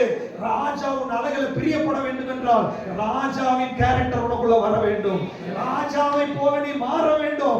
அதை நீ விசுவாசிக்க வேண்டும். நீ ரூபவதியாய் மாற வேண்டும் என்று தேவன் விரும்புகிறார். நீ சுத்த பொன்னாய் மாற வேண்டும் என்று தேவன் விரும்புகிறார். ஒரு பியூரான தீர்க்கதரிசியாய் மாறணும் விரும்புகிறார். ஒரு அப்போஸ்தலர்கள், பியூர் அப்போஸ்தலர்கள், ஒரு பரிசுத்தமான ஜீவிதம், ஒரு பரிசுத்தமான வாழ்க்கை உனக்குள்ள வெளிப்பட வேண்டும் என்று நான் விரும்புகிறேன். ஆனாலும் உன்னை மூடி இருக்கிற இந்த களிம்புகள் அது இப்பொழுது சுத்திகரிக்கப்பட வேண்டும். அது இப்பொழுது சுத்திகரிக்கப்பட வேண்டும். மோசேயை பார்த்து சொல்ற, அவங்களை தனியா நிறுத்து. இன்னைக்கு ஆண்டவர் உங்களை பார்த்து சொல்றாரு, அந்த கேரக்டரை நீ தனியா கொண்டு வா. உன் கேரக்டர் என்னன்னு சொல்லி நீ அதை தனியா கொண்டு வா. அதை நான் டீல் பண்ண போகிறேன், அதை நான் சுட்டெரிக்க போகிறேன். ஏன் தனியா கொண்டு வரணும்? அதனுடைய அர்த்தம் என்ன? மோசே சொல்லுகிறார், நீங்கள் எங்களுடையவர்கள் அல்ல. நீ தனியா நில்லுன்னு அர்த்தம் என்னன்னா, என்னுடையது அல்ல இது. ஆண்டவர் சொல்றார், உங்க கேரக்டர் தனியா கொண்டு வாங்க. அப்படினா இது என்னுடையது அல்ல, இந்த கோபம் என்னுடையது அல்ல, இந்த வைராகியம் என்னுடையது அல்ல, இந்த பேச்சு என்னுடையது அல்ல, இந்த கிரியைகள் என்னுடையது அல்ல. உங்களுக்குள்ள நீங்க சொல்ல வேண்டும், ஆண்டவரே இது என்னுடைய கேரக்டர் இல்லப்பா, இது எனக்கு பிடிக்கல ஆண்டவரே, இது என்னை நெருக்குகிறது ஆண்டவரே, இதனை எழும்ப விடாதபடி தடுக்கிறது ஆண்டவரே. நீ ஒதுக்கி நிறுத்தினால் சுட்டெரிக்கிற அக்கினி அந்த இடத்துல இறங்கி வர ஆரம்பிக்கும். அதை சுட்டெரிக்க போகிறார் ஆண்டவர். உன்னுடைய கேரக்டர்ல ஒரு விடுதலை கொடுக்க வேண்டும் என்று விரும்புகிறார். எத்தனை பேருக்கு ஆசை கேரக்டர்ல விடுதலை வேண்டும் சொல்லிட்டு? அப்படி நீங்க கேரக்டர் ஒப்பு கொடுக்கும் போது அங்கே ஒரு சுத்த பொன் வெளிப்பட ஆரம்பிக்கிறது. ஹல்லேலூயா. வாசிக்கலாம். ரோமருக்கு எழுதின நிருபம் 8ஆம் அதிகாரம் 19வது வசனம். ரோமருக்கு எழுதின நிருபம் 8ஆம் அதிகாரம் 19வது வசனம். மேலும் தேவனுடைய புத்திரர்கள் வெளிப்படும்படி சிருஷ்டியானது மிகுந்த ஆவலோடு காத்து கொண்டிருக்கிறது. ஹல்லேலூயா. இன்னைக்கு ஆண்டவர் பாருங்க, நீங்களும் நானும் தேவ புத்திரர்களா இருக்கிறோம், ஆனால் நாம் வெளிப்படவில்லை. அர்த்தம் என்ன? களிப்பு மூடி இருக்கிறது, கேரக்டர் மூடி இருக்கிறது. இந்த கேரக்டர் என்ன பண்ணுது? உங்களுக்குள்ள இருக்கிற தேவ மனுஷனை, தேவ மனுஷியை வெளிப்பட விடாதபடி தடுத்து கொண்டிருக்கிறது. எத்தனை பேர் ஒத்துக்கிறீங்க நான் தேவ மனுஷன் அப்படின்னு? எத்தனை பேர் நான் தேவ மனுஷன்? ஒரு அல்லேலூயா சொல்லுங்க. சொல்லுங்க, நான் தேவ மனுஷன், நான் தேவ புத்திரன். அவரை ஏற்றுக்கொண்ட போது நம்ம அப்படியே மாறிட்டோம். ஆனால் வெளிப்படவில்லை. அர்த்தம் என்ன?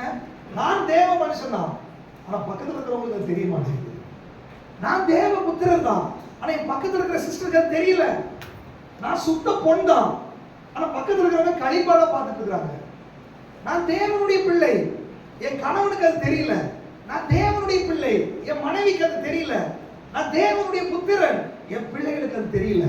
என் சபைக்கு அது தெரியல, என் சொந்த பந்தங்களுக்கு அது தெரியல, என் பக்கத்து வீட்டுக்கு அது தெரியல. அவர்கள் என்னையாதான் பார்த்துட்டு இருக்கிறாங்க. நான் பிறக்கும் போது எனக்கு என்ன பேரோ அதே பேர்ல தான் என்னை பார்க்கறாங்க. பிறக்கும் போது எனக்கு என்ன கேரக்டரோ அதே கேரக்டர்ல தான் என்னை பார்க்கறாங்க. ஆண்டவர் சொல்றாரு, மறுபடியும் பிறக்கிறது என்பது பழைய கேரக்டர் செத்து புது கேரக்டருக்கு நீங்க பிறக்கிறது. உங்களுக்குள்ள இயேசுவின் கேரக்டர் வரதான் மறுபடியும் பிறக்கிறது. அநேக கிறிஸ்தவர்கள் ஏன் உங்க சொந்த பந்தங்கள் மனம் திரும்பல, ஏன் உங்க குடும்பத்துல மனம் திரும்பல? நீ இயேசுவை ஏற்றுக்கொண்டாய், நீ சபைக்கு வருகிறாய், நீ அபிஷேகம் பண்ணப்பட்டாய், நீ ஜெபிக்கிறாய், எல்லாம் நல்லதுதான். ஆனா உனக்குள்ள தேவபுத்திரர் வெளிப்படவில்லை. உன்னுடைய சுத்த பொண்ணாய் நீ விளங்கவில்லை. கழிவு தான் வெளியே வருகிறது, உன் கேரக்டர் தான் வெளியே வருகிறது. இந்த கேரக்டர் எப்பேற்பட்ட ஆவிக்குரிய மனுஷனையும் அது அடக்கி ஆண்டு கொண்டிருக்கிறது. அது சிம்சோனை போல அது கட்டி வைத்திருக்கிறது, அது தெலீலாவை போல மயக்கி வைத்திருக்கிறது, அது கோராகி புத்திரரை போல அப்பப்ப கலகம் பண்ணி கொண்டிருக்கிறது. இன்னைக்கு ஆண்டவர் சொல்லுகிறாரு, அந்த ஏரியா டீல் பண்ணாத வரைக்கும் எத்தனை வருஷமானாலும் உனக்குள்ள இருக்கிற ஆவிக்குரிய மனுஷன் வெளியே வரமாட்டான். எத்தனை வருஷமானாலும் உன் குடும்பத்தில் ரட்சிக்கப்பட மாட்டார்கள், உன் பிள்ளைகள் இயேசுவை பார்க்க மாட்டார்கள். இன்னைக்கு அது வெளிப்பட வேண்டும் என்று தேவன் விரும்புகிறார். எத்தனை பேருக்கு ஆசையா இருக்குது? சொல்லுங்க, வாய்களை திறந்து சொல்லுங்களேன், ஆண்டவரே எனக்குள்ள இருக்கிற தேவபுத்திரர் வெளியே வரணும். சொல்லுங்க, வாய்களை திறந்து சொல்லுங்க, எனக்குள்ள இருக்கிற தேவபுத்திரர் வெளியே வரணும், எனக்குள்ள இருக்கிற சுத்த பொன் வெளியே வரணும், என்னுடைய ஒரிஜினல் கேரக்டர் வெளியே வரணும், என்னுடைய ஜென்ம சுபாவம் வெளியே வரக்கூடாது. இயேசுவின் சுபாவம் எனக்குள்ள வெளியே வரணும், இயேசு எனக்குள்ள வெளிப்படணும். என் பிள்ளைகள் இயேசுவை பார்க்கணும் ஆண்டவரே, என் மனைவி இயேசுவை பார்க்கணும் ஆண்டவரே, என் கணவன் இயேசுவை பார்க்கணும் ஆண்டவரே. பழைய மனுஷன் வந்து வந்து என்னை வேதனைப்படுத்துறான், பழைய சுபாவம் வந்து வந்து என்னை அலக்கழிக்கிறது. உள்ளான மனுஷனுக்குள்ள நான் ஆசைப்படுறேன், ஆனால் எனக்கு விரோதமாய் போராடுகிற ஒரு ஆவியை, என்னுடைய பாவத்தை என் சரீரத்தில் நான் காண்கிறேன். நான் நிர்பந்தமான மனுஷன் ஆண்டவரே, எனக்கு விடுதலை இல்லை ஆண்டவரே. நான் விழுந்து விழுந்து எழுந்திருக்கிறப்பா, என்னால முடியல ஆண்டவரே, என் சாட்சியை காத்துக்கொள்ள முடியலப்பா. என் பேச்சுல, என் நடவடிக்கையில, என் சுபாவத்துல, என் எண்ணங்களில இந்த கேரக்டர் வந்து என்னை தாழ்த்தி கொண்டிருக்கிறது ஆண்டவரே. இன்னைக்கு அந்த அக்கினி இறங்கி இதை சுட்டெரிக்கட்டும் ஆண்டவரே. உம்முடைய அக்கினி என்னை புடமிடட்டும் ஆண்டவரே. உம்முடைய அக்கினி பற்றி எரியட்டும் ஆண்டவரே. உம்முடைய அக்கினி அபிஷேகத்தால் என்னை நிரப்புங்க ஆண்டவரே. அப்படி ஜெபிக்க ஆரம்பியுங்கள், அப்படி ஜெபிக்க ஆரம்பியுங்கள். உங்களுக்குள்ள தேவபுத்திரர் வெளிப்பட ஆரம்பிப்பார்கள், தேவபுத்திரர் வெளிப்பட ஆரம்பிப்பார்கள். ஹalleluya. ரோமர் 8ஆம் அதிகாரம் 29வது வசனத்தை வாசிங்க. தம்முடைய குமாரன் அநேக சகோதரர்களுக்குள்ளே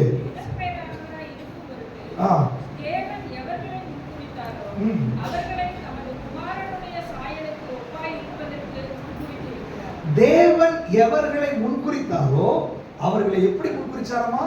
குமாரனுடைய சாயலுக்கு. அப்போ இந்த உலகத்துல நம்மளை ஆண்டவர் அழைக்கும் போது ஒரு மாடலை வச்சுதான் நம்மளை அழைச்சிருக்கிறார். இயேசு மாதிரி தான் நீங்க இருக்கணும். எத்தனை பேர் அதை ஒத்துக்கிறீங்க? இயேசு மாதிரி தான் இருக்கிற என்னை அழைச்சிருக்கிறார் அப்படின்னு. உண்மைதானா? ஆனால் இயேசு மாதிரி மாறி இருக்கிறோமா? ஒரு கம்பெனில ஒரு சாம்பிள் கொடுப்பாங்க, இந்த சாம்பிள் மாதிரியே பண்ணி கொடுங்க. சாம்பிள் மாதிரி இல்லைன்னா என்ன பண்ணுவாங்க? ரிஜெக்ட். அப்போ இன்னைக்கு நம்ம எல்லாத்தையும் டெஸ்ட் பண்ணி பார்ப்போமே. இயேசு மாதிரி இருக்கிறது தான் நம்மளை அழைச்சிருக்கிறாங்க. எத்தனை பேருக்கு ஆசை இயேசு மாதிரி இருக்கிறதுக்கு? எல்லாத்துக்கும் ஆசை இருக்கு இல்லையா? ஆனா இயேசு மாதிரி இருக்கிறோமா? அப்ப இன்னைக்கு ஒரு நியாய தீர்ப்பு வந்தா எத்தனை பேர் ரிஜெக்ட்? மொத்தமா ரிஜெக்ட், மொத்தமா ரிஜெக்ட். ஆனா ஆசை இருக்குது உள்ள. இன்னைக்கு ஆண்டவர் சொல்றாரு, இது உங்களை குற்றப்படுத்துறதுக்கு அல்ல, நீ ஃபெயிலியர் சொல்றதுக்கு அல்ல.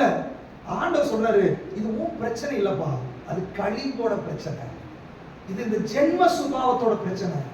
ஆமா ஆண்டவர், அதுக்கு நான் என்ன பண்றது? நான் நினைக்கிறேன் ஆனா கோபம் வந்துருது, நான் மன்னிக்கணும்னு நினைக்கிறேன் ஆனா வைராக்கியம் வந்துருது. பவுல் சொல்ற மாதிரி ரோமர் 7ஆம் அதிகாரத்துல போனவர் வாசல் இல்லையா, நிர்பந்தமான மனுஷன். நான் நல்லது செய்யணும்னு நினைக்கிறேன் ஆனா எனக்குள்ள நல்லது செய்யறத காணோம்.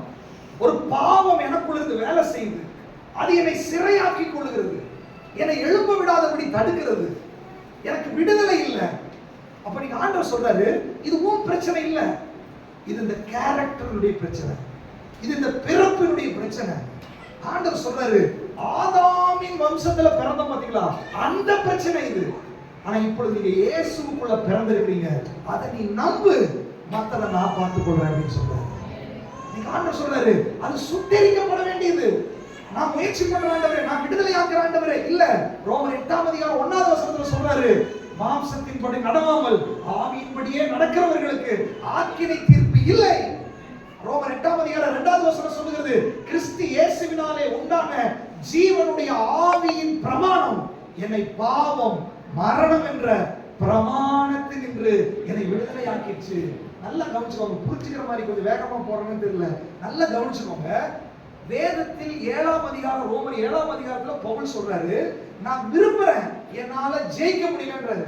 ஆனா 8ஆம் அதிகாரத்துல சொல்றாரு, ஆவியினுடைய ஒரு பிரமாணம் வந்தபோது எனக்கு தெரிஞ்சிருச்சு, நான் போராட வேண்டியதில்லை, நான் சிறைக்கு அடிமையா இருக்க வேண்டியதில்லை, நான் எழும்ப முடியாம இருக்க வேண்டிய அவசியம் இல்லை. ஒரு ஆவியின் பிரமாணம் வந்ததுனால அது பாவம் மரணம் என்ற பிரமாணத்திலிருந்து என்னை விடுதலை ஆக்கிடுச்சு. ஹalleluya, ஹalleluya. எத்தனை பேர் விசுவாசிக்கிறீங்க? என்னுடைய பிரமாணத்திலிருந்து வாசிக்க ரோமர் 8ஆம் அதிகாரத்துல, ரோமர் 8ஆம் அதிகாரம் 19வது வசனம் வெளிப்படுது. அது வாசிட்டீங்களா? 29 இல்ல, ரோமர் 8ஆம் அதிகாரத்தினுடைய இல்ல ஒரே நிமிஷம். ரோமர் 8ஆம் அதிகாரம் முழுவதும் ஆவி மாம்சம் ஆவி மாம்சம் சொல்லிருக்காரு. 9வது வசனம் வாசிங்க. தேவனுடைய ஆவி உங்களில் வாசமாயிருந்தால் நீங்கள் மாம்சத்துக்கு உட்பட்டவர்களாய் இராமல் ஆவிக்குட்பட்டவர்களாய் இருப்பீர்கள். கிறிஸ்துவின் ஆவி இல்லாதவன் அவருடையவன் அல்ல.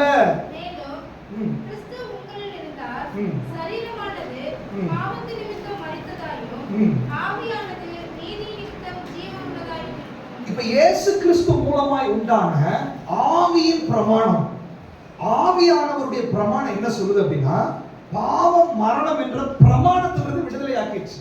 அப்ப அந்த ஆவியானவர் எனக்குள்ள செயல்படும் போது நான் பாவத்துக்கு அடிமையா என்ன பண்ண முடியாது, இருக்க முடியாது, பாவத்தை ஜெயிக்க முடியும்.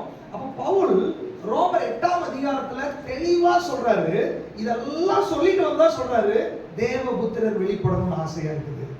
அப்புறம் சொல்றாரு, இயேசுவை போல நீங்க மாறணும். அப்ப அர்த்தம் என்ன? 7ஆம் அதிகாரத்துல புலம்புறாரு, நிர்பந்தமான மனுஷன், முடியல என்னால. ஆனா 8ஆம் அதிகாரத்துல இயேசுவை போல வாழ்றதுக்கு சேலஞ்ச் பண்றாரு. நீங்க எத்தனை பேரால முடியும்னு சொல்லி நம்புறீங்க? எத்தனை பேர் நம்புறீங்க உங்களால முடியும்? நம்ம முயற்சியால முடியாதத பரிசுத்த ஆவியானவருடைய வல்லமையால முடியும். அவருடைய அக்கினி இறங்கி அங்க சுட்டெரிக்க ஆரம்பிக்கும் போது ஆட்டோமேட்டிக்கா நமக்குள்ள தேவபுத்திரர்கள் வெளிப்பட ஆரம்பிப்பார்கள். இன்னைக்கு உலகத்துக்கு தேவபுத்திரர்கள் தேவை, உலகத்திற்கு இயேசு தேவை. அந்த இயேசு நமக்குள்ளே கழிப்புகளால் மூடப்பட்டிருக்கிறார், நமக்குள்ள நம்ம கேரக்டரால் மறைக்கப்பட்டிருக்கிறார். இந்த திரை விலக வேண்டும், இந்த தடை மாற வேண்டும், நம்ம கேரக்டர் மாற வேண்டும், நம்முடைய ஈகோ எல்லாம் மாற வேண்டும், நம்ம ஜென்ம சுபாவம் மாற வேண்டும், நமக்குள்ள இருக்கிற அந்த குணாதிசயங்கள் எல்லாம் மாற வேண்டும். எப்பொழுது மாறும்? அந்த அக்கினி தடல் நம்ம மேல வரணும், அந்த நெருப்பு நம்ம மேல வரணும். பரிசுத்த ஆவியுடைய அக்கினி வரும் பொழுது ஆட்டோமேட்டிக்கா இது சுட்டரிக்கப்பட ஆரம்பித்து விடும். ஹalleluya. இது சுட்டரிக்கப்பட ஆரம்பிச்ச உடனே யாரை அனுப்புவேன்ற சத்தம் உங்க காதுல கேட்கும். அப்புறம் உங்களால பதில் சொல்லாம இருக்க முடியாது. இதோ நான் வருகிறேன் ஆண்டவரே, இதோ நான் ஊழியத்தை செய்யற ஆண்டவரே. அநேக அழைப்பை பெற்றவர்கள் ஏன் உங்களால தரிசனத்துக்கு கீழ்ப்படிய முடியல? ஏன் உங்களால அழைப்புக்கு கீழ்ப்படிய முடியல? கிறிஸ்து எனக்கு ஜீவன், சாவி எனக்கு ஆதாயம். பவுல் சொல்றாரு, கிறிஸ்துவுக்காக எல்லாவற்றையும் நஷ்டமா எண்ணுகிறேன், குப்பையா எண்ணுகிறேன். இது எதற்காக அழைக்கப்பட்டேனோ அதை பிடித்துக் கொள்ளும்படி ஆசையாய் ஓடுகிறேன். இந்த வார்த்தையெல்லாம் பவுல் ஏன் சொல்றார் அப்படின்னா, அவருடைய மாம்சம் சுட்டெரிக்கப்பட்டது, அவருடைய ஆவி வெளிப்பட ஆரம்பித்தது. இன்னைக்கு ஆண்டவர் சொல்றாரு, உங்களுக்கு உள்ள ஆசை இருக்குது, ஆனா உங்களால செயல்பட முடியல. காரணம் என்ன? இந்த களிப்பும் இந்த மாம்ச சுபாவமும் இது சுட்டெரிக்கப்பட ஆரம்பிச்சிச்சுன்னு வச்சுக்கோங்களேன். உங்க உள்ளம் ஆண்டவருக்காக எதை வேணாலும் தூக்கி போடுறேன் நான், ஆண்டவருக்காக எதையும் இழக்கிறதுக்கு நான் தயாரு. சொந்த பந்தமாவது, பணமாவது, வேலையாவது, குடும்பமாவது, எனக்கு ஆண்டவர் தான் முக்கியம். கிறிஸ்து எனக்கு ஜீவன், சாவு எனக்கு ஆதாயம். அவருக்காக எதையும் செய்யறேன்னு சொல்ற ஒரு வைராக்கியம் உங்களுக்குள்ள வரும். இன்னைக்கு ஏன் வைராக்கியம் வரல? இங்க நல்லா எல்லாரும் ஆராதிக்கிறோம், துதிக்கிறோம், ஒப்பு கொடுக்கிறோம். ஆனா சில சென்டிமெண்டான காரியங்கள் வரும்போது வளைஞ்சு நெளிஞ்சு காம்ப்ரமைஸ் பண்ணி குடும்பத்துக்காக சிலர் விட்டு கொடுத்துறது, நண்பர்களுக்காக விட்டு கொடுக்கிறது, வேலைக்காக விட்டு கொடுக்கிறது. ஆண்டவர் சொல்றாரு, உன் மேல இருக்கிற அழைப்பையும் தரிசனத்தையும் நீ நஷ்டப்படுத்திடாத. நீ இழந்து போயிடாத. கர்த்தர் உனக்கு வைத்திருக்கிறார். நீ குடும்பத்துக்காக அழைப்பை விட்டுறாத, மனைவிக்காக அழைப்பை விட்டுறாத, கணவனுக்காக அழைப்பை விட்டுறாத, பிள்ளைகளுக்காக, வேலைக்காக, பணத்துக்காக, எதற்காகவும் இயேசுவையும் அழைப்பையும் இழப்பதற்கு நீ தயாராகி விடாத. ஒரு நாள் நீ அழுது புலம்ப வேண்டியது வரும், ஒரு நாள் நீ கண்ணீர் வடிக்க வேண்டியது வரும். அன்னைக்கு உனக்கு அந்த வாய்ப்பு கிடைக்காது. இன்னைக்கு ஆண்டவர் சொல்றாரு, நீ ஒப்பு கொடுத்தால் உனக்கு இருக்கிற அந்த ஜென்ம சுபாவத்தை நான் வேரோட சுட்டரிக்கும் போது நீயே ஆண்டவருக்காக சேவை செய்ய ஆரம்பிப்பார். நீயே எழும்ப ஆரம்பிப்பார். எத்தனை பேருக்கு ஆசை? சொல்லுங்க, ஆண்டவரே நான் ஒப்பு கொடுக்கிற ஆண்டவரே, சொல்லுங்க, என்னை சுட்டரிக்கிற அக்கினி என் மேல வரட்டும், இந்த கழிப்புகள் எல்லாம் மாறட்டும், என்னை ஒப்பு கொடுக்கிற ஆண்டவரே. அப்ப நம்ம ஒப்பு கொடுக்கும் போது எபேசியர் 4ஆம் அதிகாரம் வாசிக்கலாம், 22, 23, 24.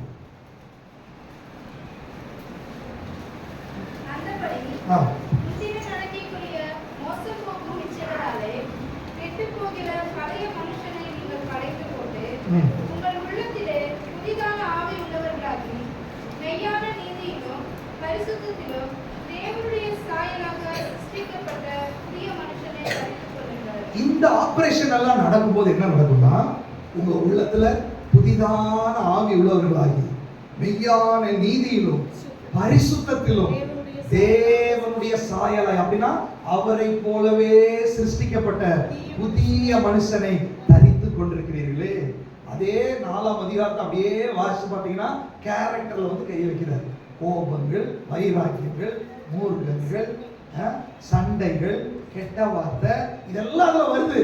அதுக்குள்ள சொல்றாரு, பரிசுத்த ஆவியை நீ துக்கப்படுத்திடாத, அந்த ஆவியானவரை துக்கப்படுத்துகிற செயல்களை செய்யாதீர்கள். இன்னைக்கு நீங்க ஒப்பு கொடுக்கணும். ஆண்டவரே, எனக்கு தெரியுது சர்ச்சில் நான் ஒரு மாதிரி பேசுறேன், வெளியில போன ஒரு மாதிரி பேசுறேன், ஒருத்தருக்கு ஒருத்தர் போட்டு கொடுக்குறேன், கலகத்தை உண்டு பண்றேன், பிரிவை உண்டு பண்றேன், ஒருத்தருக்கு விரோதமா ஒருத்தர் பேசுறேன், காயப்படும் ஒரு மாதிரி நான் பேசுறேன், எனக்குள்ள என்னுடைய ஜென்ம சுபாவம் வந்துட்டே இருக்குது ஆண்டவரே. இன்னைக்கு ஆண்டவர் சொல்றாரு, அதை நீ களைந்து போட்டு மெய்யான நீதியிலும் பரிசுத்தத்திலும் தேவனுடைய சாயலாய் இருக்கிற இயேசுவை போல இருக்கிற அந்த சாயலை நீ தரித்துக் கொள்ள வேண்டும் என்று தேவன் விரும்புகிறார். ஹல்லேலூயா. எத்தனை பேருக்கு ஆசையா இருக்குது?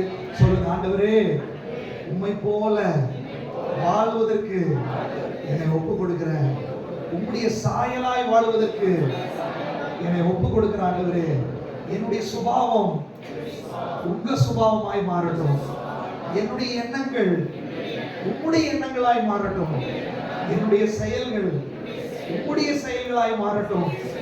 அதற்கு விரோதமாய் இருக்கிற எல்லா விதமான கழிவையும் எல்லா விதமான சுபாவத்தையும் நீர் சுட்டெரிப்பதற்கு இன்றைக்கு நான் விட்டு கொடுக்கிறேன்.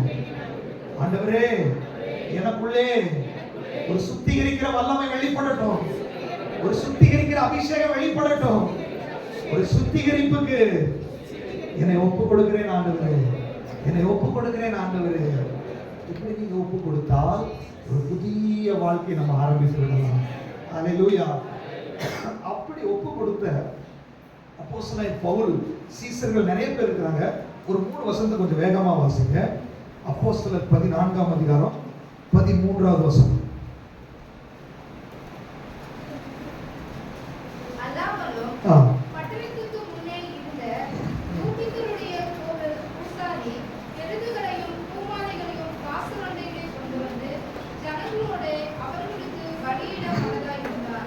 பவுலும் பர்னபாவும் ஊழியம் செஞ்சுட்டு போறாங்க.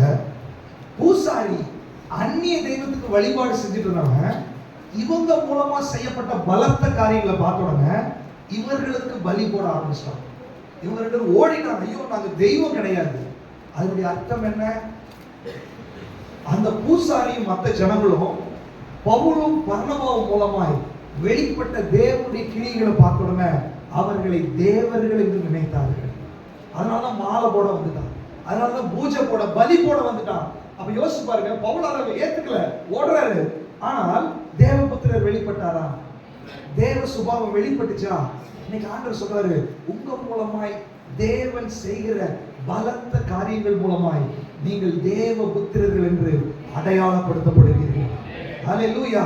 ஆனா உங்க கேரக்டருக்கு நீங்க இன்னும் விட்டு கொடுக்காம இருந்தீங்கன்னா நீங்க தேவ புத்திரர்களா இல்ல, மாம்சத்தின் புத்திரராய் அடையாளப்படுத்தப்படுவீர்கள். எப்படி அடையாளப்படுத்தப்படணும் விரும்புறீங்க? சொல்லுங்க. தேவ புத்திரர்களாய் நம்ம என்ன பண்ணணும்? அடையாளப்படுத்தப்படும். அடுத்ததாக பாருங்க, அப்போஸ்தலர் 28ஆம் அதிகாரம் 6வது வசனம். அவனுக்கு வீக்கம் கட்டு அல்லது அவன் சடிதியால் விழுந்து சாவான் என்று அவர்கள் பார்த்துக் கொண்டிருந்தார்கள். நெடுநேரமாய் பார்த்துக் கொண்டிருந்தது ஒரு சேதமும் அவனுக்கு வராததை கண்டபோது வேறு சிந்தையாக்கி இவன் தேவன் என்று சொல்லிக் கொண்டார். மெலிதாத்தீவுல பவுலை பார்த்து சொல்றாங்க, ஒரு விரியன் அவன் கையை கடிச்சிருச்சு, அவன் செத்து போறவன எல்லாம் பார்த்துட்டு இருக்காங்க. இவன் உதறி போட்டு எந்திரிச்சு நிக்கிறான். உடனே இவன் தேவனா இருக்கிறான் அப்படின்னா எல்லா சக்திக்கும் மேலான ஒரு சக்தி இவனுக்குள்ள செயல்படுகிறது. எல்லா கிரிகளுக்கும் மேலான ஒரு காரியம் இவனுக்குள்ள நடக்கிறது. இன்னைக்கு ஆண்டவர் சொல்றாரு, உங்களை என்னை ஆண்டவர் எதற்காக அழைச்சார் தெரியுமா?